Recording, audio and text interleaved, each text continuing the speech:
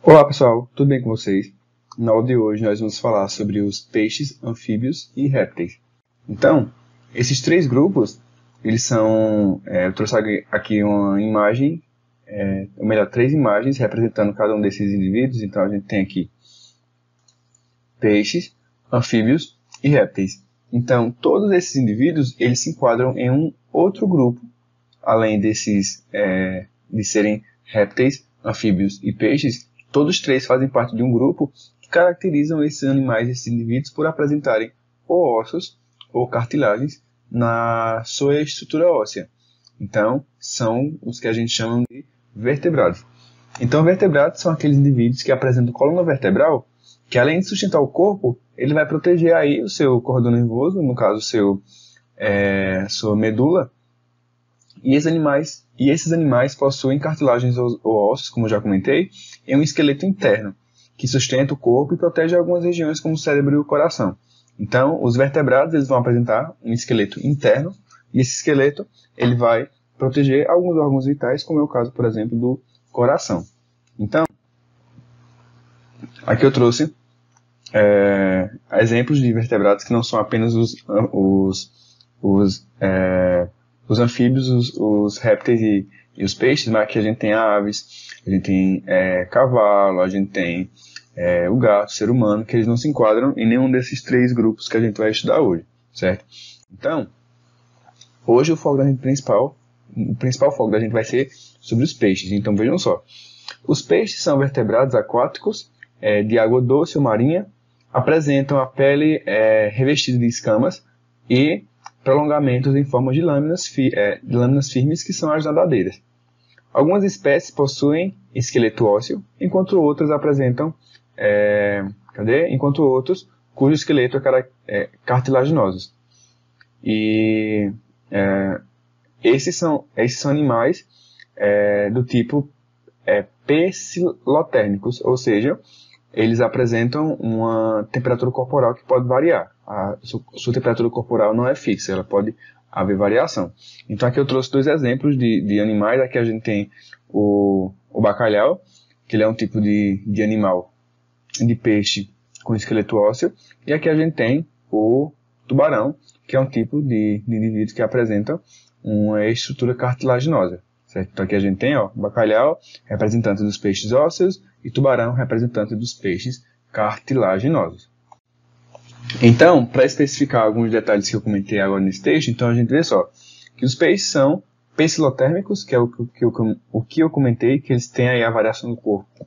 Ou melhor, que a temperatura do corpo pode variar de acordo com o ambiente. Então, se ele tiver ambientes mais frios, o seu corpo vai se adequar a essa temperatura, certo?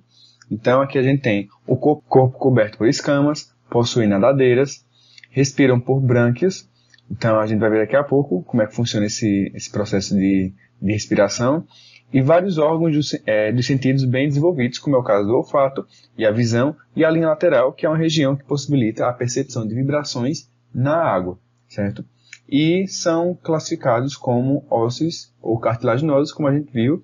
Por exemplo, esse tipo aqui, ele é um peixe do tipo ósseo, e esse daqui do tipo cartilaginoso.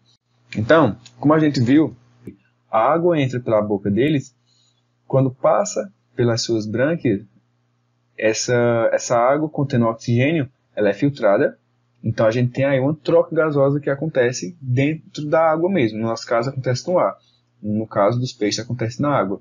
Então aqui a gente tem o sangue rico em gás carbônico, e aqui um sangue passando a voltar para o seu corpo rico em oxigênio. Então isso daqui, diferente do corpo humano, a gente vê que isso aqui vai modificar uma outra coisa, que é a parte da circulação desses peixes. Então a gente vê que os seres humanos eles têm as trocas gasosas de fato no pulmão, só que no nosso coração a gente tem a passagem tanto do sangue arterial como do sangue venoso. Então a gente tem aí um sangue rico e pobre em oxigênio passando pelo nosso coração. Já nos peixes, isso não acontece. No coração dos peixes só vai passar o sangue pobre em oxigênio. Então vejam só, na circulação dos peixes o sangue só passa uma vez pelo coração. No nosso caso não, o sangue ele passa duas vezes. Eles entram, vamos por uma etapa. Ele entra pobre em oxigênio, o coração lança ele para o pulmão, no pulmão há a filtragem, ele volta rico em oxigêno para o nosso coração, e nosso coração bombeia ele para o resto do corpo. Então a gente tem aqui que o nosso coração ele tanto impulsiona o sangue para o pulmão para fazer a filtragem, como do pulmão ele volta para o coração para impulsionar para o resto do nosso corpo. Então a gente tem a passagem 2 vezes do nosso sangue dentro do nosso coração. Uma é com sangue pobre em oxigênio e o outro é rico em oxigênio. Por isso que a gente tem 2 lados do nosso coração.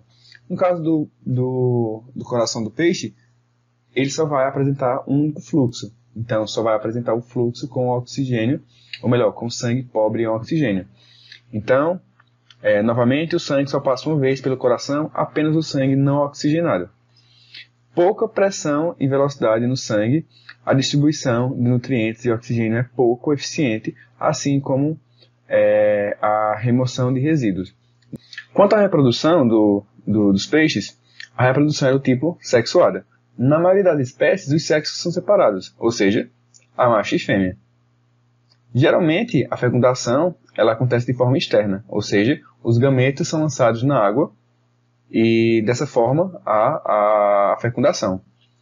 E com isso, os ovos se desenvolvem na água, que são os chamados ovíparos. Então, nesse primeiro caso aí, no qual a gente tem aqui nesse ponto aqui, geralmente fecundação externa, gametos lançados na água e os ovos se desenvolvem na água. Então a gente tem alguns tipos de desenvolvimento dos ovos. A gente tem os indivíduos que os ovos são desenvolvidos dentro da barriga do peixe e alguns fora. Então os que são desenvolvidos fora são do tipo ovíparos. Algumas espécies com fecundação interna, a gente tem aí a presença de ovos, como é o caso dos ovovivíparos. Por exemplo, os tubarões. Os tubarões eles são do tipo ovovivíparo, ou seja, eles são animais que apresentam ovos.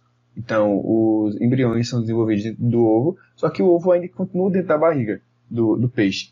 Então, nessa situação, a gente tem aí que esse indivíduo ele é ovovivíparo. E alguns deles não apresentam ovos, que o desenvolvimento é feito na barriga, mas sem ovos, que é pouco comum, então eles são do tipo vivíparos. E os ovos são gelatinosos sem a proteção contra a dessecação. Então, essas são as principais características que a gente consegue encontrar nos peixes. E próxima aula a gente vai dar continuidade a esse conteúdo, falando sobre os dois outros grupos, que são os répteis e os anfíbios, certo? Então, espero que vocês tenham gostado da aula. Tchau e até a próxima aula.